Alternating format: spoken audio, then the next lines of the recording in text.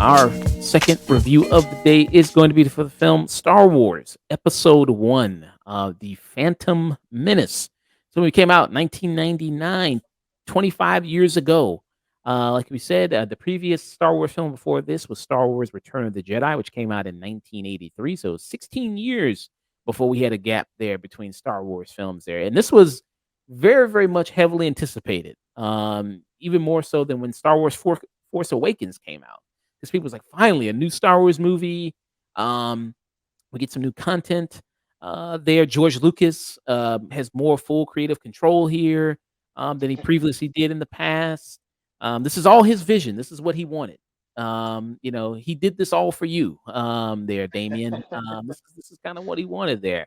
Yeah, and I remember. So when this movie came out, what do you think the initial reaction was? Do you think it? I've heard from some people saying that there were some people trying to cope and go like, "No, this is really good," and I see the vision here of what he's trying to do. And then some people recognize like it was kind of shitty early on. What did you think kind of the initial reaction was? I mean, I remember seeing this in theaters when it came out. As young as I was, I do remember it, and I didn't have much of a critical mind at the time. I mean, I was like 4 years old, but even then, there were certain elements of this that I just remember going like, just felt off-putting, and I couldn't have explained it back then. But it's always stuck with me pretty well why I'm not a fan of this. Um, it's there's going to be split opinion. I mean, there's certainly people that were into it, and then are to this day. I mean, it's had somewhat of a resurgence. I don't know if that's just due to memes or if some people are just really have always appreciated it and they feel like they can talk about it now without getting jumped on the internet by people that don't like it. And this was You know, back in I the oh day. sorry. You didn't. I mean, internet wasn't as big back then, so you had people waiting in line for hours, for days. People would camp out. This is back when you couldn't just simply buy tickets online there anymore. You had to actually camp out at the theater to get the tickets there. And then you have this, which was a news real midnight opening right here of Phantom Menace. All these people, uh, they're just standing out there waiting. Man, Little did they know. people dressed up there cosplaying. Were you dressed up? No, no, I was not. Damn, you see that dude, that theater attendant? He was like, "What the fuck? What the fuck is wrong with these dudes?" He's like, "What the hell?" That must have been a hard day to work at theaters. Oh yeah, I mean, you had these people there. Do you remember there being a big kind of crowd like this? Like, Yeah, yeah, definitely not like that big because I don't think I saw it at like a big chain theater when I did, but I remember there being a crowd. yeah, I really remember there being a big crowd like this for Revenge of the Sith in particular. yeah, and Definitely saw that kind of this is how some of them reacted after they kind of saw the movie. It's like the original trilogy was just so phenomenal. People have been awaiting this for like 16 years. It's grabbing history and maybe going with it and becoming part of it and giving a story to our children. It's going to be one of the many wonders of the world. There are That's now the guy from Smash Mouth. one of them being this movie. We've been waiting since the last one came out for 16 years. So this is a big thing. I mean, we've been waiting a long time. That's Howard It's Stern time to right get back there. into it. And his thoughts on it. To see the prequel, there's no. It's going to be going to the first show of like. I'm trying to see where they actually. Fantastic. Go see it as quick as you can. Yeah, here we go. It's better than old. I think the lightsaber battles were the greatest. It was good, dude. It was really good. So worth it. So worth it. They're gonna love it. They're gonna go nuts. It was amazing. Couldn't get enough of it. I want to see it again already. It was amazing. It was everything I thought it was going to be and more. Non-stop. Non-stop. Non-stop. I can't wait to see it in 3 hours. It'll be long. Well, I mean, those people seem to love it. They came out. They were pretty. Yeah. I don't know if that was just cope denial there at first. Meanwhile, I was asking the movie, please stop.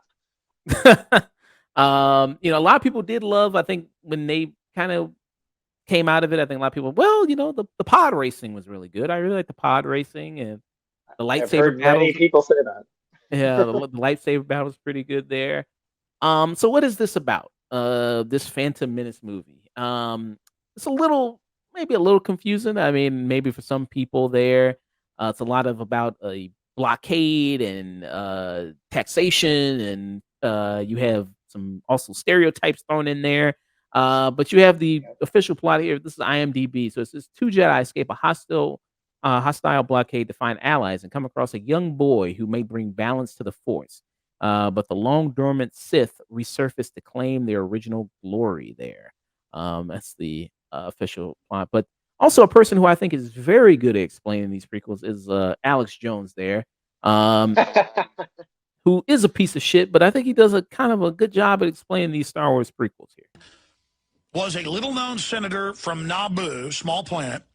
He finances terrorists to attack the planet. And then he plays victim and says that the pacifist republic isn't doing enough to help him with the terrorist invasion, the Trade Federation invasion, who even speak in Chinese accents. It's all geopolitical. He then goes and catapults himself into the role of Chancellor. Episode 2.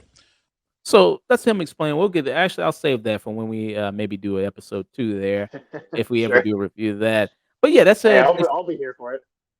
so you have Ian McDermott who played Senator Palpatine there, as he explained there that he's the puppet master there of these movies, this prequel trilogy. He's turns into the Emperor as we see in the original trilogy, and he's the one masterminding this whole thing.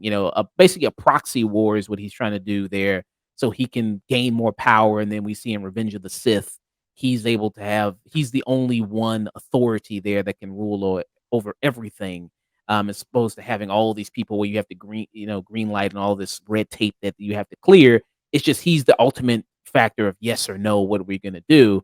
So that's basically what he tries to set up here in this, where he tries to do that. And a lot of people call episode 1 basically pointless. A lot of people think you can just skip this one and go straight to Attack of the Clones. It's pretty unnecessary. What's kind of your thoughts on that?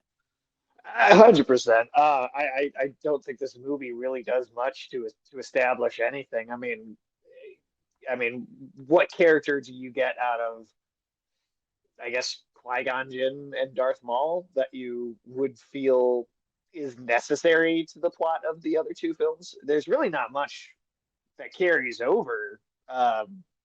Even Obi-Wan, which in a more interesting version of this movie, you might have had him dealing with desire for revenge and how to overcome that maybe in a sequel that might have made this feel more worthwhile. But yeah, no, I don't think this movie really doesn't offer anything. Yeah. So a lot of big things about this first movie is that we see little Annie, little orphan Annie. Here we see there. Are That's you basically okay, Eddie? we see him there. That's kind of basically what this movie introduces him with a little kid, which I think is who's played by Jake Lloyd here. Who's the boy. And we see that, yeah, he's a slave. His mother's also a slave. On this planet, they kind of get stranded in while they're escaping there. The Jedi, and amongst also you have Queen Amidala there, who they don't know is Queen Amidala at this point. Early in the story, played by Natalie Portman. Hashtag cancel Padme. Yeah, she uses a double there, like many rulers will do. They'll use like doubles and everything like that in case there's an assassination attempt. Which makes me think, if you're the person who's the double, I mean, are you getting paid a lot for that? It's like in case there is an assassination attempt. I would hope so. I would hope you would be getting paid quite a bit for that, actually. And with this movie, I think Keira Knightley is one of the doubles, right? I believe so. Yeah, actually, I do believe so. She actually is kind of one of them. Yeah. And I want to say Rose Byrne is one of them. Maybe not in this one, but in the next one. Yes. Sure. Yeah, I do remember her in the other one, yeah, as well. And I was wondering, so with George Lucas's vision, and people have brought up with the original trilogy a commentary on the Vietnam War. He said that it was kind of there, like you have the rebel fighters plus the big empire. very much also Vietnam War plus the World War II. He also drew inspiration for that. You can see that in the ships that are designed there in the Star Wars series. So do you think with this prequel trilogy, it was more this was in 1999, in the 90s at this point, we were in the Middle East, the Gulf War had, happened there, Desert Storm was happening also. Do you think he was trying to make that, the same thing he did with the original trilogy with the allegory for the Vietnam War, he's trying to do the same thing with the war in the Middle East there with, the prequel trilogy? I think he probably was, but I don't think it comes through when you actually watch the film the way it does in the original. So like we'll watch the original trilogy and I think it's very obvious that that's what's going on, at least if you're aware of the history. Whereas I don't know if I really feel like any intended or unintended parallels are actually like striking in this. I don't know if nothing really jumps across out of the screen at me as like, oh, that's politically relevant or interesting. It feels like more like it's about the paperwork of politics than it is actually about the politics. Yeah. I would say some stuff. I mean, the stuff with the trade federations, and then he mentions the people with the Chinese accents there, which is uh uh That's one of the things too. I mean, you want to talk about the racial stereotypes this movie has. It's not even a Chinese accent every scene. Their accents, I swear, they change to be a different offensive, just general Asian accents like every time they show up. It's not even the same offensive accent. and this is a little bit. So this is how they kind of talk a little bit here. I forgot these characters' names. I don't even remember their names there that much, but Nemodians, maybe that might be the Nemod. species. Okay. Moidians or something like that. Legal? I will make it legal. And the Jedi? The Chancellor should never have brought them into this. Kill them immediately. Yes, my lord. As you wish. I mean, it does kind of sound. I mean, this is the thing when you get into this is like, okay, am I the racist for thinking that these are Chinese accents, or is it the movie's racist? Because it's like when people talk about, for example, the characters in Harry Potter, the ones that work at the bank, the Mm. goblins there. It's like, and people say like, oh, that's clearly it's kind of offense because those are kind of maybe supposed to be filling for Jewish people, and it's like, you looking at that, and you know what I mean? You saying that, or is that actually what the movie's doing there? Which is the thing. But I think a lot of people had that reaction with these characters, like with those characters, and like with Watto there, who actually I think is supposed to be your Jewish type character there. That's Who what it was comes What are you across gonna as. pay for all of this? I have 20,000 Republic dactaries. Republic credits? Republic credits are no good out here. I need something more real. I don't have anything else, but credits will do fine. No, they won't. Credits will do fine. No, they won't. What, you think you're some kind of Jedi waving your hand around like that? I'm a Toydarian. My tricks don't work on me. Only money. you have that, which was, it maybe considered a Jewish or stereotype thing. You said he even puts on kind of a version of a yarmulke there. Is that the yarmulke? I don't know the name of it, but it's the hat that you see Hasidic Jews wearing sometimes, where Oh, they have okay. the full long coats and it's the bigger brimmed hats. It's one of those he puts on in Attack of the Clones. Okay. And then you also have maybe black stereotypes in this or there with Jar Jar here. This speak does not make you intelligent. Now get out of here. No, Mr. Stay.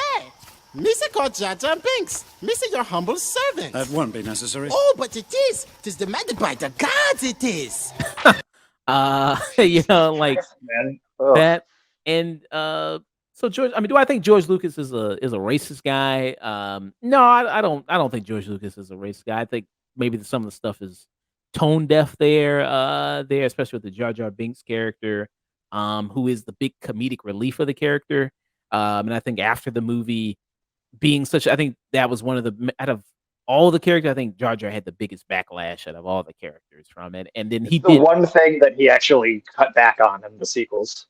Yeah, and you see that with the progressive like you see less and less of him in the other Attack of the Clones and Revenge of the Sith there.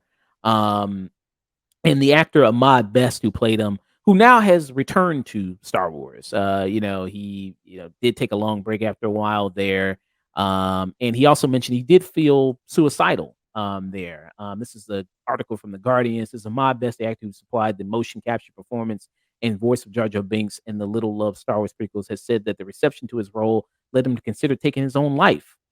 Best, who was 25 at the time of the release of the first trilogy of prequels, The Phantom Menace in 1999, tweeted that he faced a media backlash and still that still affects my career today.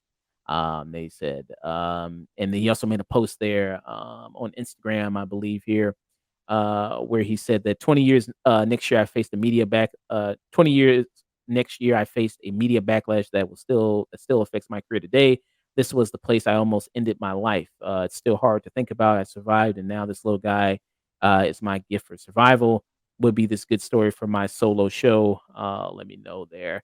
Yeah, so I mean, he faced a lot of ton of backlash for that character, and so that was a good thing that he did at least listen there and did kind of tone that down. Do you think Jar Jar is the worst thing? One of the worst things about this? Series?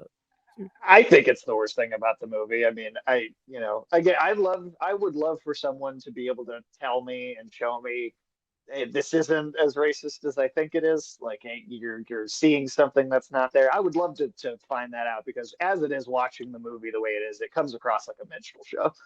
Yeah. And apparently, inspiration for the character I'm reading here was Walt Disney's Goofy. Did you see any of that in it? I didn't get that at all.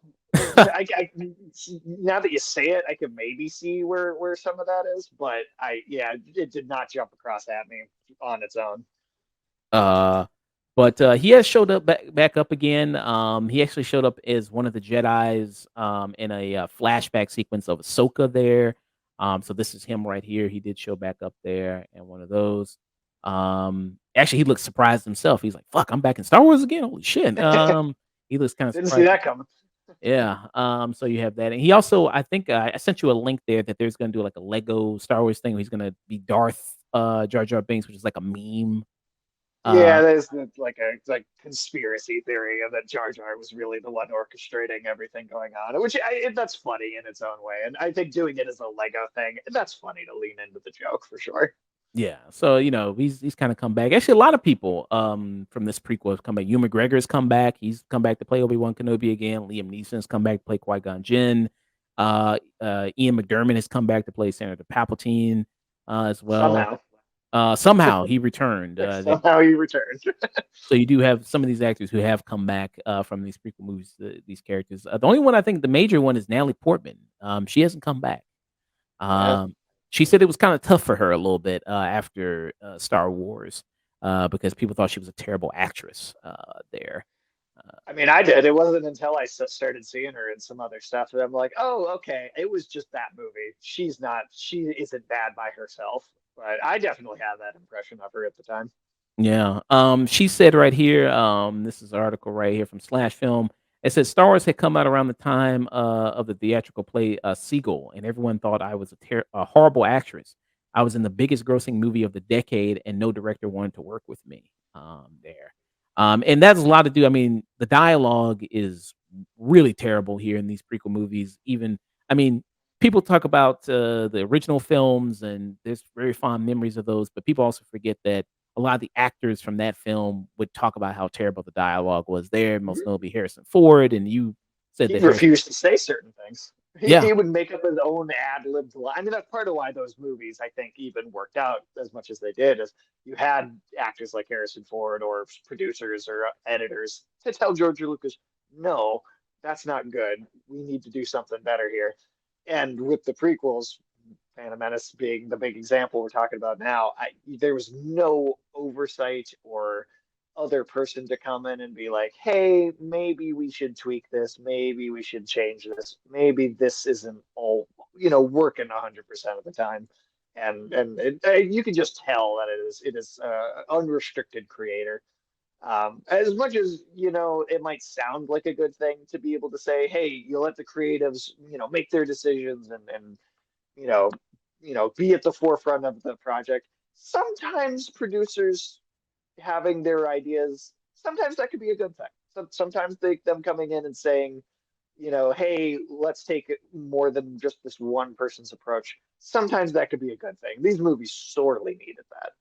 Yeah. And here's an example of kind of some of the terrible dialogue that you see in the movie here. This is the scene right here. Are you an angel? What? An angel. I heard the deep space pilots talk about them. They're the most beautiful creatures in the universe. They live on the moons of Viego, I think. You're a funny little boy. How do you know so much? I listen to all the traders and star pilots who come through here. I'm a pilot, and someday I'm gonna fly away from this place. You're a pilot? All my life. How long have you been here? Since I was It's just, I mean, it feels very stilted, dull, really not a lot of emotion there in the dialogue. And that's was little Jake Lloyd. People besides doing Star Wars, he also did Jingle All the Way. He did that with Arnold Schwarzenegger, and he also kind of retreated from Hollywood life after he did some series of movies there. And people thought it was because of a lot of the fan harassment there. But his mother, this is from Entertainment Weekly, as he said that wasn't the case. That it was actually she kind of kept him away from that. It was actually uh, he was predisposed to schizophrenia. He had schizophrenia in his family, so he had mental health kind of problems there. And it says here it's been 25 years since Jake Lloyd played the young Anakin Skywalker in the first Star Wars prequel, 1999's Episode One: The Phantom Menace. Since then, he stepped away from acting and has been dealing with his mental health. His mother explained in a recent interview. According to Lisa Lloyd, Jake is about 10 months into an 18-month stay at a mental health rehabilitation facility after suffering what is called a full-blown psychotic break there. So yeah, you see this article here, and this was in March 13th, yeah, of this year. So she had schizophrenia on her side of the family. He kind of was passed down to him. And then so he's had kind of a serious issues of there, but she says like it wasn't really much of the Star Wars thing. She kind of kept away from that reaction online. And I do remember him also, but I do also do remember Jake Lloyd saying like him being constantly on the red carpet, everything like that, the cameras, the flashing. Like he was like, yeah, that kind of now later in his life, he's like, yeah, I don't really like cameras too much. I don't really like taking photos too much there. But this movie being in 1999, which you started to see the emergence of the internet. Do you think that's when we really started to see the rise of like the harassment of actors, not only in the Star Wars franchise, but also just in general there? Oh, totally. I think you can absolutely draw a line right back to this movie. And all the toxic fan harassment that you see today. Like I definitely want to put that out there. Like, no matter how much negativity I might display towards this film, don't harass the actors, people, please. Like, there's no reason for that. You can complain about the movie all you want, but you don't need to go after like people involved in making it and like their personal lives.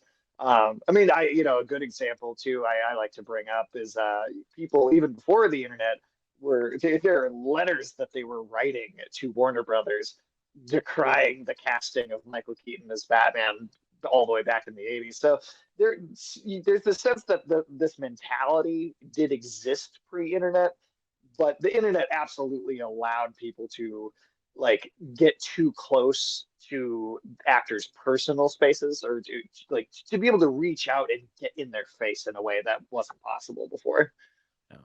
And it's kind of maybe even worse than because actors now have, Instagrams and Twitters and Facebooks and things like that. We see that with stuff like in video games. You see actors there who, decide to just quit because of the harassment there or shut down things. We see it still recently going on in Star Wars with Rose Tycho, that character there, where Even she, Daisy Ridley had to shut stuff down, I think, too. yeah, Daisy really had to do that as well. Um, yeah, and then you also said back we talked about Anakin. You're talking about little Annie there a little bit there, kind of what he went through. So yeah, I mean you did have that kind of going on. The actress Moses Ingram faced a lot of that to play Reva there in the Obi-Wan series. So you still had a lot of that. You still have a lot of that going on, and maybe it's worse now because you do have a lot of the social media stuff that the actors. And sometimes actors need to use social media because it helps boost their brand and make them more of a recognizable face and everything. Some people say, well, why not just, shut off your comments or something like that? But, why should they do that? Why shouldn't they be able to interact with their fans if, they're normal, well-adjusted people, which you hope, some people are, but most people are not, because of the anonymity of the internet, and people can just Yeah. say the most craziest things, and kind of feel like they can kind of just get away with it there. And it's not everybody, that people say like, well, it's, when that stuff kind of happens there, it's like, well, it's not everybody. It's like, well, somebody said it was everybody. It just said that these Yeah. particular people are There's making there's totally like a camp of like legitimate criticism that might sound like hating, but are totally normal people that just don't like whatever it is. And then there's the people that decide to make it some sort of personal vendetta against these actors that they need to take out on them, which is just crazy. These people are unhinged, and yeah, I don't know what the solution to that problem is, but you're right. These actors, they shouldn't have to shut everything down just because someone that's insane might come and make a giant deal out of something that's unnecessary. Yeah. But what about some, probably there's a lot of negative things to say about episode 1. But what are some positive things about this film? John Williams worked his ass off on that soundtrack. On that score is great. It's a fantastic score. A lot of the music in this, which I'm grateful for the existence of the music at the very least, because in some of the video games where I do like the story and enjoyed and enjoy some of those narratives more. So a lot of this music would then get reused in some of these video games. So some of this music has a definitely a special place in my mind, because I not only associate it with these movies specifically, but I do associate it with also better Star Wars stories that I like in other spots. So I probably have a little bit maybe more nicer things to say about episode 1 than you do, maybe. Darth Maul looks cool. I'm glad he doesn't talk too much, because they would ruin him with the dialogue. But he looks cool. Oh, that's the other one. Oh, Darth Maul. He looks Yeah. cool. Again, I think if they gave him much more to say, he wouldn't have been cool anymore. But just giving him, making him an intimidating physical presence and then leaving it at that, he comes across fairly well. Yeah, I can see that. And Ulysses mentioned they treated the actor for Joffrey in Game of Thrones like crap too. Yeah, Yeah. they did. And people even liked that show, and they still Yeah. treated him like crap because his character was like unlikable on purpose. So he will have that. I think he does like theater work now. I think he just does like theater stuff now. I think he just genuinely is a person who like likes the craft of acting and didn't really want to be necessarily a big celebrity there. Just likes the craft of it. Some things I like. You mentioned the score, very great score. I will say John Williams really does well. Duel of Fates, really great music points there. So I will say, yeah, John Williams iconic there, and does a lot of great stuff there. I will say that the concept of the prequels, episode 1, is good. Like, when you had Alex Jones kind of mention like the political espionage type stuff there of like, okay, this guy's going to create and fund this proxy war to end up, because that's what they're doing. Like, that's why also you can say there's a reason why the robots are as stupid as they are, because even though they're brought in for comedy purposes, the Roger and all that, they move around like, idiots, is because they're so cheaply made. So it's just an excuse to have something for them to fight so they can distract the Republic from, really what's going on there. So that's kind of gives a reason for that, of why that's happening. So I think the concept is good of that. I think some of the worlds are kind of good. I mean, some of the effects, some look okay, some look like Windows 97 screensavers a little bit. But I think when they first go to like this underwater Gungan city, I think that actually looks pretty good. I think that still looks actually kind of good there when they do that. I think there. So that looks kind of cool, I think, and done really well. I would say the pod racing, even though it goes on for a little too long, I would say the pod racing is kind of fun. I would say maybe it's quite a bit there. With that. Ulysses said, I'm still amazed George got away with as much weird space races as they did in Phantom Menace there. We did bring talk that up. about that a little bit. We did kind of bring that up there. The lightsaber battles there, which I think people have talked about this to very, very heavily choreographed, in terms of the movements there, in terms of kind of what they do. even though it is very heavily choreographed, I think the way the music is, um, the very good stunt performance here by the actor Ray Parker, who also people might know played Toad in the X-Men movies as well. What And happens when Darth Maul gets struck by lightning? yeah, he also played Toad there in the X-Men movies. He was also in Mortal Kombat as well. And I think him doing stunt work on Mortal Kombat convinced George Lucas to put him in this movie. There, it convinced him to be in that. What do you think about the lightsaber fight here between Darth Maul and between Obi-Wan? Honestly, I think the music is doing so much of the heavy lifting here. I don't think it's like a bad fight necessarily, but I don't think it's as impressive as a lot of people make it out to be. As I see people talk about like the people working on this acolyte show coming out are like, hey, we're gonna our goal is to try and have the new best lightsaber fight, competing with the this fight from Phantom Menace. And I don't know, like I've never thought of it as being like this such a great action scene. Maybe compared to the rest of the movie, it does stand out as one of the best moments. But I think look on its own, I think it's just okay as far as an action scene goes. I think the music is great and that pumps it up. And I think Darth Maul looks cool, and that helps accentuate it a little bit. But I don't find it that impressive to actually sit and watch. Yeah.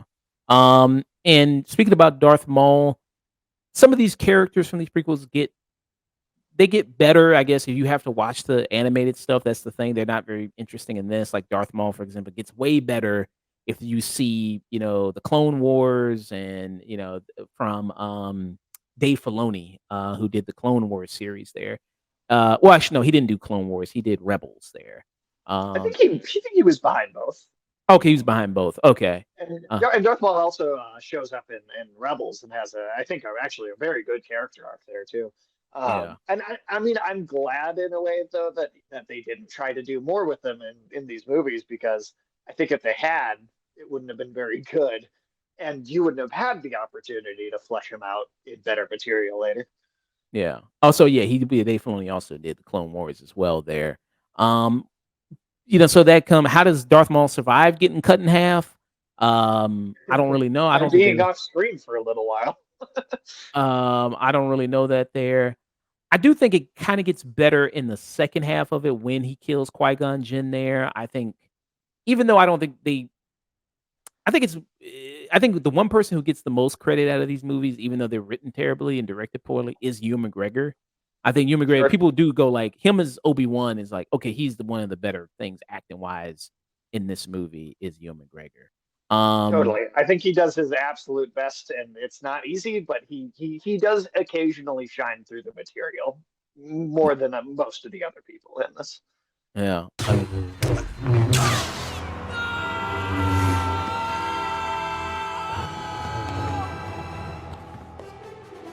Yeah. And Qui-Gon Jinn, Liam Neeson there. I guess he didn't get so lucky because other people, if this had been more modern Star Wars, getting stabbed in the gut is kind of nothing these days. People get stabbed all the time. Yeah, people just survive that like nothing now.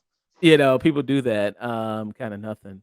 But I kind of do like more of the rage here from Obi-Wan in this fight. It's less kind of more polished there. Well, actually, it's still kind of very polished though, a little bit. But I feel more emotion here in the second half there in the fight. There's less flipping around, which is there's a flip right. There's a flip right. He does it, but I do feel like that's one of the issues I've always had with the lightsaber fights in the prequels compared to the original movies. In the original movies, they do feel like sword fights in a much more realistic way. And I was never a huge fan of the let's jump all over the place with our powers kind of stuff in these movies, which I think it gets worse, honestly, as the movies go along. I also have a big bone to pick with this, though. This moment in particular. Why would you have Darth Maul have the high ground and lose if you were going to center the climactic moment of the third movie based on having the high ground? That's always been a big point for me. It's like, well, come on, you're going to make a big deal about having the high ground at the end of the series, but it does nothing for him here. Yeah. And you see him kind of look at him, waiting for him to do something. It's like, why not? I don't know, just drop your lightsaber there and shred him in half. Yeah, Uh, he had plenty of time to react. And also, what was the like? You're just hitting the floor and making sparks. Like, is that intimidating? I like. I guess you could say maybe he was just fucking with him, I guess, toying with his meal, I guess, or something like that. Maybe if you had Darth Maul kind of look behind him or something, try to grab something, maybe that would have gave him time to think of something and then jump out of there. That would have been instead of him just staring directly at him and let him jump up over him, and cut him in half. He should have been able to just boop, knock him down as soon as he tried to jump above him.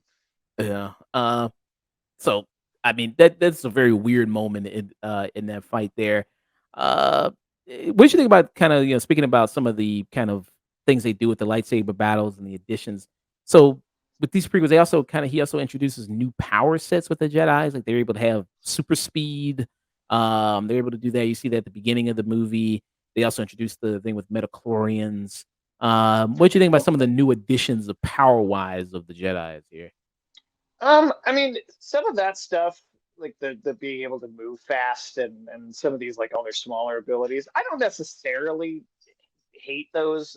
They're they feel a little inconsistent with the original trilogy, but I also grew up playing so many of these Star Wars video games that, I think a lot of those felt like they existed in the video game world, and I maybe accepted them a little more for that reason.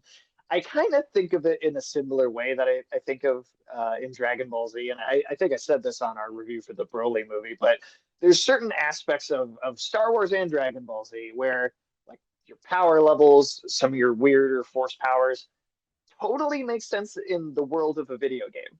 As a skill you unlock, as a move that you use, as a verb you're engaging with as a video game, that just come across as silly when you're trying to watch it as like a movie or as just a straight story.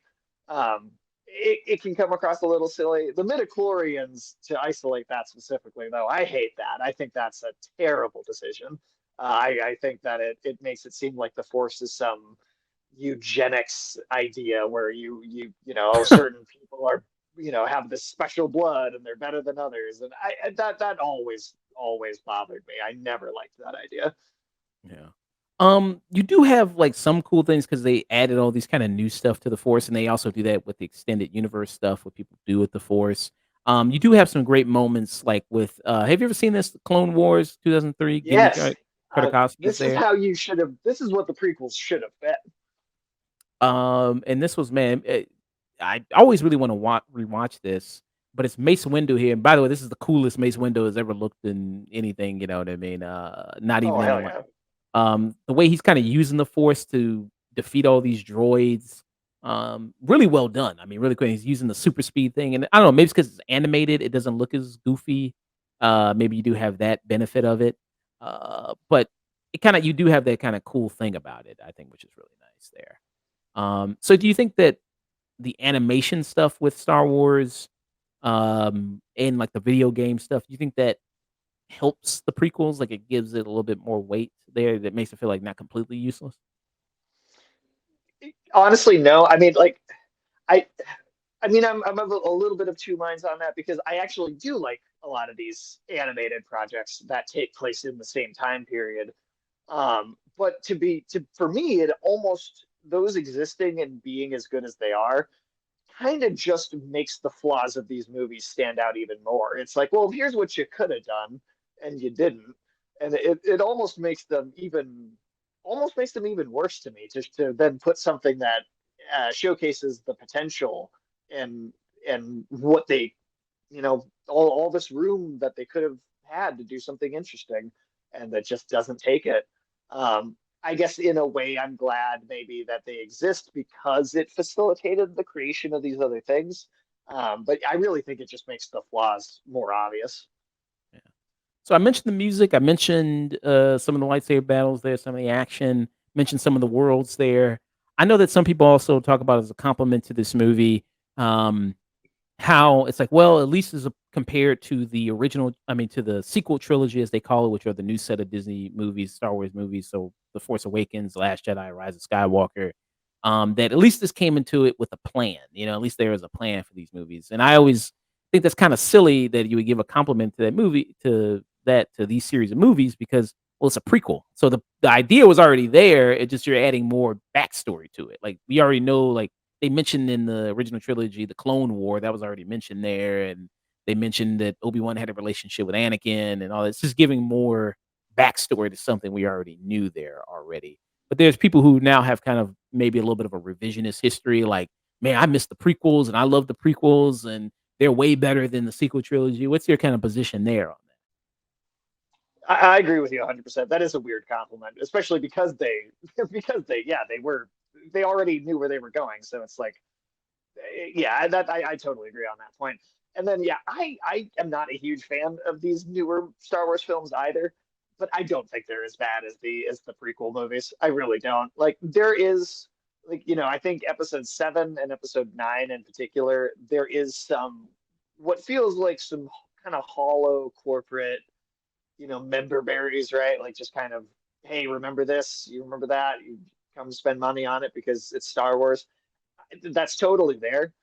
I still think that those movies are more competently put together on basic technical levels.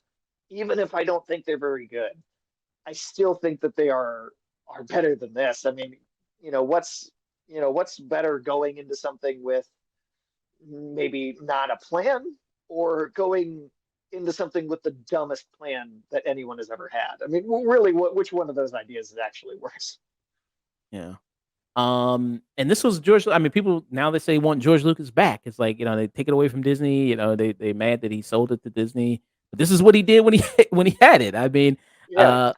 and George Lucas. I mean, I think I respect him for creating Star Wars. I mean, he is the creator of that. But a lot of when you look at like a lot of the history behind the original trilogy, there was a lot of people pulling him back from maybe his worst instincts there, other producers, other writers, actors on the set, other people kind of coming in. He doesn't even direct the best, what people consider the best Star Wars movie out of all of them, which is Empire Strikes Back. He didn't even do that one. And this idea that these movies, they sold out or they got more corporate when Disney got them. It's like George Lucas, I mean, he was a billionaire from Star Wars. This is back when he was able to control the rights to Star Wars because the studios. This is back when you didn't have to sell off the rights to something when you gave it to a studio. So he was able to keep those, become a billionaire off of them.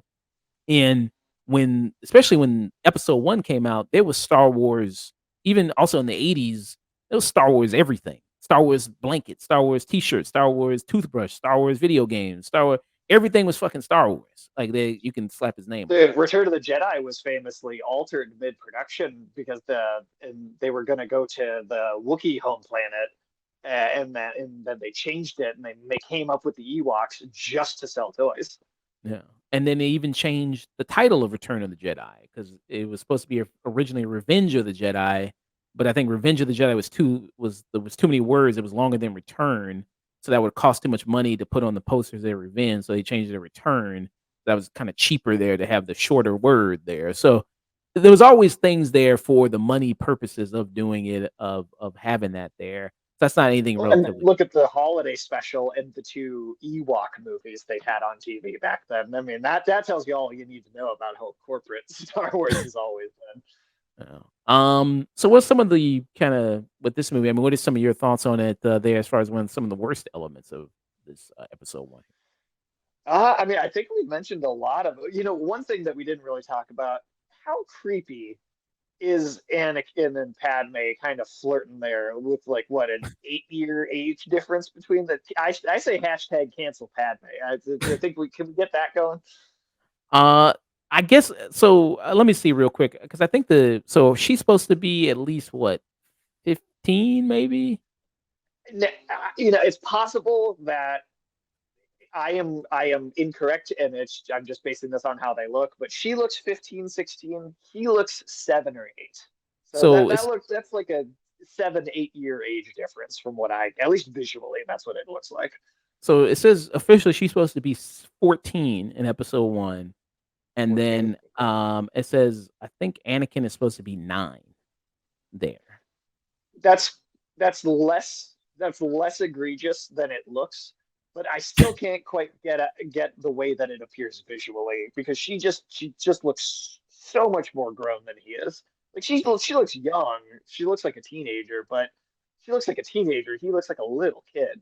Yeah, I mean, and then it gets like you see in Attack of the Clones, so it helps that it's Hayden Christensen. So I think in episode 2, I think Anakin is supposed to be maybe teenager. I think, or they say he's supposed to be around 20 years old. God, is he supposed to be 20? He's not. He's whining like he's 14 in that movie. All right, 20 years old, I guess. He's supposed to be 20, and then episode 3 he's supposed to be 22 years old. Must have been a late bloomer, I guess, or something. But So it does help, Anakin. So Hayden Christensen plays him there. He's taller than her, so that helps there. That so he doesn't look as young there. Ulysses said any 14-year-old looking at a 9-year-old like that is a creep there. So you know, yeah, even with that being a shorter gap than what I was thinking, it is still creepy. yeah. Which again, it goes to show like you really just could have introduced Anakin when he was a teenager. Could have Yeah. introduced him when he was a teenager there. You didn't have to make him a little kid with it. Also, Not like it was just trying to give like a little kids an audience avatar to try and get them to be more interested in seeing the movie. yeah. Which I mean, George Lucas does say these movies are for kids. I mean, he does say that. I mean, they are for kids there. Maybe you shouldn't have older kids being. Padme is a predator. I'm just gonna say it. You know, so I don't know. That's what I mean. You'd kind of have that there.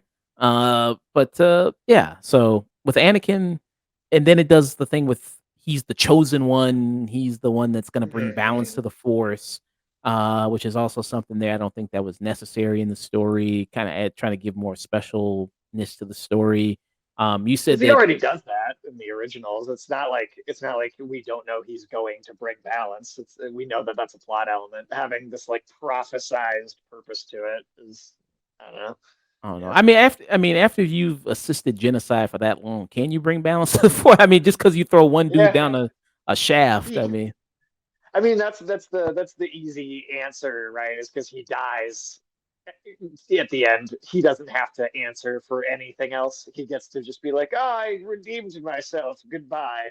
There doesn't have to be any harder questioning of his actions or his behaviors. It's him dying he gets away with it. He's super easy because of that. yeah. I mean, it's like Kylo Ren in the latest movies. It's like he gets Ray, and it's like, but he just he just committed multiple genocides here. But Yeah, it's like you can't really make up for that, can you? I don't know. But I mean, hey, power of friendship. I guess you can make up for that. I guess there, power of love there. I'd have forgiven him if he wiped out the Gungans. That's what it would have made it up for me. Yeah, that's what the sequels are missing. The Gungans. That's what they're missing there. So you have that stuff with the Chosen One, but I don't think that was really not implied in the original trilogy. That goes to the change of the continuity there that they do. But then now the Star Wars continuity is all over the place anyway of stuff that they do. Oh yeah. So it's a mess. So that's not even really a point to bring up the continuity. However, it kind of ruins that there. What do you think is the most egregious thing in this prequel? I think it's Jar Jar Binks. I definitely. I mean, again, I think it's very sad that actor contemplated suicide and had such a struggle. And again, I want to emphasize, don't fucking harass the actors. Like, no matter how much you dislike a movie, don't harass the actors. That's not okay. However, I do truly think that is horrendously offensive. Like I really, it's always been this very uncomfortable thing in this movie, and even compared to the other stereotypes that I see in the film, this one it also just takes up so much screen time, and we keep going back to it, and yeah, it's tiring. It's tiring, and I am surprised that there's never been like a greater like, hey, let's talk about the fact that this was in this movie. George Lucas is like, maybe do you have any feelings about that 25 years later? Like, do you regret that? Maybe just has anyone like prodded him about that? I don't know. It just seems weird that there's never been like a bigger like, I don't know, reevaluating of how I think it's just not okay that character is. Yeah. And then 3 years later, there would be Attack of the Clones, which came out in '02, and then 3 years after that, there was Revenge of the Sith. I will say, good breaks between the movies there. You know what I mean? I think one of the biggest thing there is that Disney when they got Star Wars was trying to Marvelize Star Wars of like, "There's gonna be a Star Wars movie every year, we're gonna do one." Right? Uh, Just and it constantly. and that just kinda ruined the specialness, I think, of Star Wars. I think you should at least do one every if you are gonna do a Star Wars movie, they're gonna do a Rey movie that's gonna be coming out, and they're also gonna do the Mandalorian movie, which is gonna be coming out, I think, 2025, 2026, I think, is the space in between, maybe 4, 5 years there. So at least it feels like an event. I think that would be better for the product there, Sure. for the kind of event there of it. Do you think this is Phantom Menace is the worst, Star Wars movie?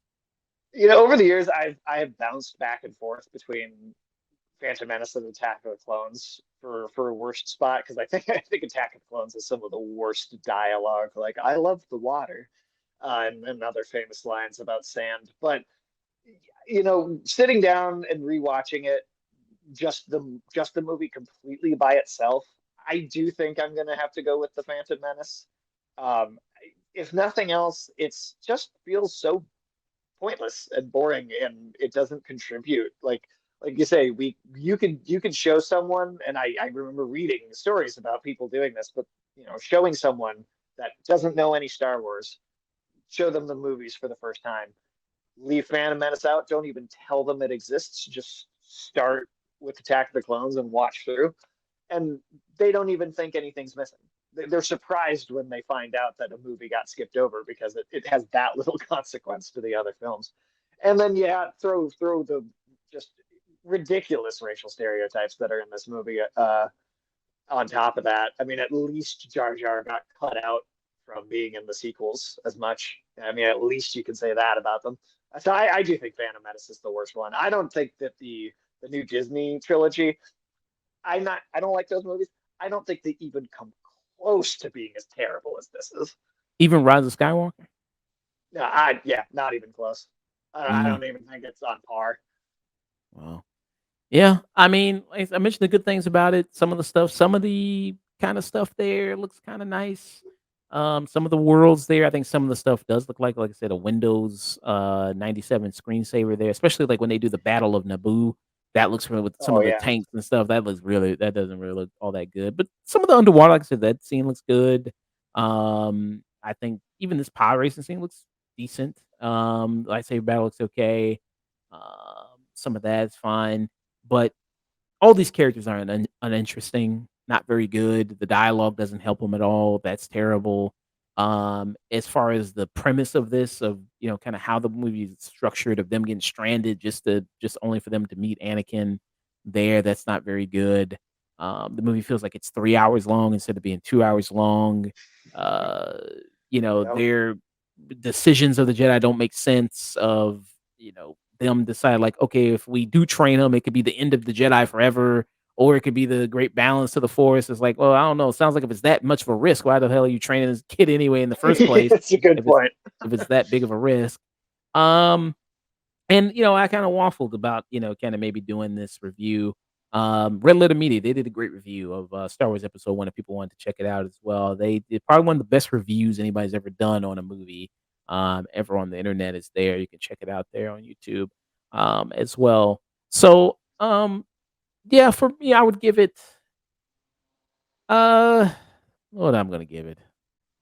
Maybe a skip it. I give it just a skip it there. Skip it. You can just watch the scenes maybe on YouTube, check out some things there. But that's about as much as I give it. I don't really have any big ire towards this movie. I know maybe because it's been so long with this, and there's some other things that they've done that have maybe are slightly worse. Is this the worst Star Wars movie, Phantom Menace?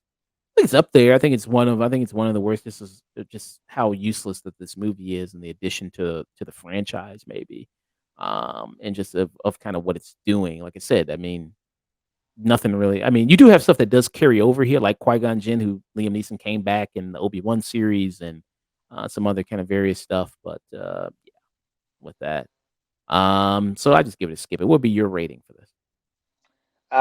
This is a waste of fucking film. I hate this movie. I think it is one of the worst film experiences that I've ever had.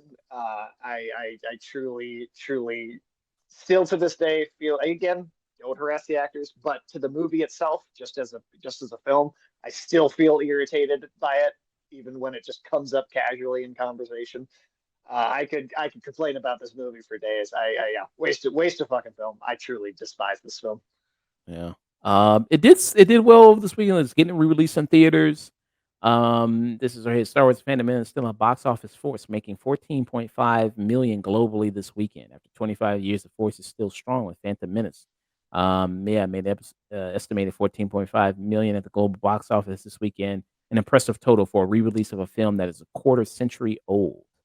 Yeah, this film was released on Friday, celebration of its 25th anniversary, in time to May the 4th, also known as Star Wars Day. Made 8.71 million domestically, which helped it take the number 2 spot at the box office. It was shown in 2,700 domestic theaters, including 150 premier large format screens and 130 specialty motion D-Box 4-3 auditoriums there. So you had that. You didn't go see this in theaters, did you? Hell no. I was not spending money on this. I Uh, mean, that's an impressive box office take for something that I'd refer to as metaphysical diarrhea, though. Yeah. For comparison, the 40th anniversary release of Star Wars: Return of the Jedi opened to 5.1 million. I'm sorry, in April of last year. There. Wow. Yeah, 40 years. Wow. Geez. Yeah, that movie. Whoa, that is pretty old. There. Return of the Jedi. Yeah. Jeez. Damn. Ulysses said, I found that pod racing scene is a great cure for insomnia there. He also said that, but they make him senator in the sequel. Racism solved there. They do. Jar Jar does. He gets a promotion there. Yep, he basically Jar Jar is basically the person, if you were gonna put it on a particular character's shoulders, he's like the number one person who signs democracy out of existence and like gives power over to Palpatine. Like the Yeah. Isn't fall he? of the entire Republic is Jar Jar's like personal fault. Oh, yeah. 'Cause he's like what the deciding vote, right? He's like the deciding vote or the. He's the deciding vote, and if I remember right, Amidala, like she kind of steps down and has Jar Jar like take her place in the Senate as like the representative of Naboo, and yeah, he basically damns democracy out of existence. Like Jar Jar is the reason the Empire comes to exist. Wow. Oh yeah. Yeah. Jeez. I mean, yeah. Oh wow. I mean, but those are some. Yeah. I mean, that's one of the theories, right? The Star Wars theories. Darth Jar Jar there. Which you're gonna Yeah, I see. mean, if that is funny. I mean, I do appreciate the meme or the joke of, oh well, he was actually doing it on purpose, and he's the true Sith master, but really he's just maybe one of the worst fictional characters ever created. And I mean, getting him off the screen is great, so he's not in it as much. I'll give the Attack of the Clones some points for that. But at the same time, the way it gets him off screen is by giving him like one of the most important foundational roles in terms of the actual ongoings of the story. So in a way, it's also a negative on that end. Did you ever see the trailer there for when he is Darth Jar Jar there? Did you? Uh, I feel like I have, but it's been a long time. I don't even remember when that came out. Let's take a look. Space. Time. Lego games. Have you ever played the Lego anything? Yeah. I've played quite a few of the Lego games actually. I think they can be actually a lot of fun. They can be a little samey sometimes. It's really like, do you like the property the game's based on? I feel like that's more of what it is. But yeah, I think the Star Wars prequels in Lego form, because they took the dialogue away, is a better story than the prequels in the actual movies. It's falling apart. The building blocks of the galaxy are getting mixed up. That voice sounds familiar. I don't know who that is. It does. This doesn't make any sense. Worlds will change. People will change in ways we cannot possibly imagine. Yeah, that voice sounds really familiar. You know who that is? That sounds super. I don't. It sounds very familiar, but I can't place it. I don't love that. This is wild. X-Wing TIE Fighters? Ewok bounty hunters? Do you think the Ewoks are worse than Jar Jar or no? No, I think the Ewoks are shamelessly created to sell toys. However, in the execution of Return of the Jedi, they're also violent, like cannibalistic, like roasting people on fire. I at least liked that about them. Like, as silly as they can be, I thought there's at least like a little bit of a dark edge to them, right? They're gonna roast them over the fireplace. When they do decide to let them live because they're like worshiping C-3PO like a god, they bring all the clothes out for them. I'm like, those are the clothes of other people that these things have eaten. So there's like a little something there that I can appreciate about them. I don't think there's anything appreciable or redeeming about Jar Jar.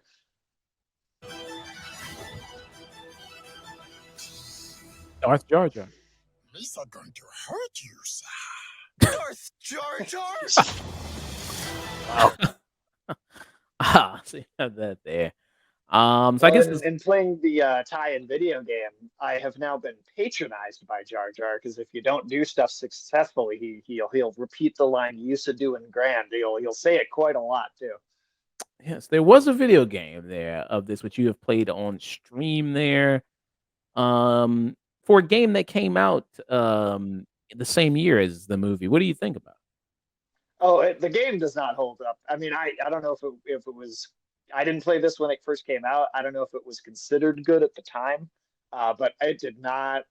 It did not feel good to play. I will say that clunky camera perspective is very weird for an action game of that style. I don't know why you go with a top-down view for something like this. The level design is weird. Like you have to like jump sometimes to even into like a weird corner to even see where you're supposed to go. It's not very clear. I do not think this game is very well designed. It's probably about as bad as the movie is. But also there was quite a few prequel tie-in video games. Not even just of the other films, but just a Phantom Menace. There was also is it Star Wars Obi-Wan? I want to say that came out in 2001 or so for the Xbox. It was like an Xbox exclusive at the time. You got a couple pod racing games.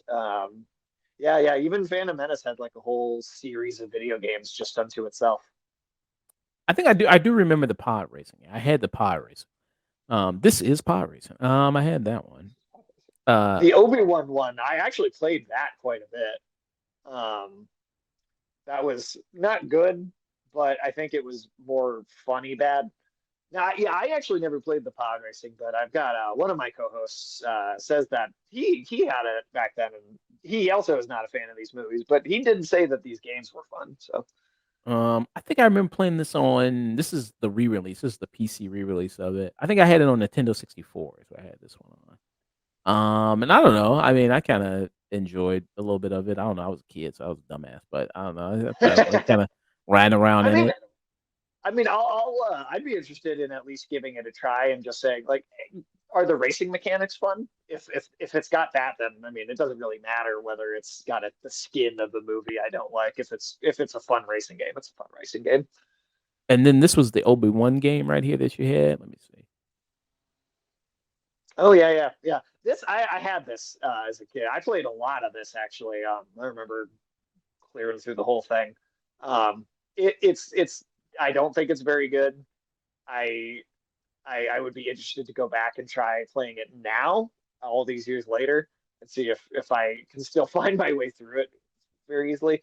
A lot of the plot of this though is like its own other thing. It's like it's dealing with some like crime syndicate, uh, off-world black market. Like they're smuggling like these like lightsaber counter weapons that they have that I forget exactly what they call them, but it's like almost a prequel to the prequel, and it's like halfway through the movie before, or halfway through the game before it actually starts to pick up with any of the events of the film. And also interesting thing, this movie came out like before even a teaser trailer for Attack of the Clones had released. So that loading screen where you see the bearded Obi-Wan from the second movie, that was the first time that game would have been the first even tiny piece of promotional material for Attack of the Clones, because that image didn't exist anywhere else yet. Oh wow! So you had a little bit of a teaser there before the movie. Almost a preview. The best thing about that game is if you beat it, the very end, the last level was a battle royale. They'd throw every member of the Jedi Council into a room and they'd all just kill each other, really based on no actual story reason. But that was fun. That was fun. That was a fun little thing. Oh, nice. And like I said, Star Wars is still doing Star Wars. Star Wars is still happening. Still video games, still movies, still shows. The recent video game is coming out this year. Was it Star Wars Outlast? Outlaws, which Outlaws. Outlaws, yeah. Which I mean, I'm kind of lukewarm on it. Like, if it comes out and it gets great reviews, maybe I'll check it out. So far, I don't know. I don't know. It kind of looks like every Far Cry, Assassin's Creed game that Ubisoft puts out, but we'll see. Yeah. When's the latest Star Wars Fallen Order game? When's that coming out? The I don't third. think that has any sort of date yet. Because we only got the second one last year, so I would predict I could see it maybe being like a late 2025 game, probably more likely 2026. Okay. But just based on how long it was between the first one and the second one, so I think we got a couple of years probably before that comes out. Those I think have been great though. Those have been really stellar. I think the Star Wars Visions animated anthology series, I think that's been really great. So even though I've not been a big fan of maybe the big movie events, and some of the shows, Andor was great too. We mentioned that one. There's still good stuff coming out of this franchise. It's not dead, and it's making more money than it ever has. So it's not going anywhere. For whatever elements of it that I don't like, there's going to be something else that I do. Yeah. So you gave it a waste of fucking film. I gave it a skip it for Star Wars Episode 1, The Phantom Menace. There.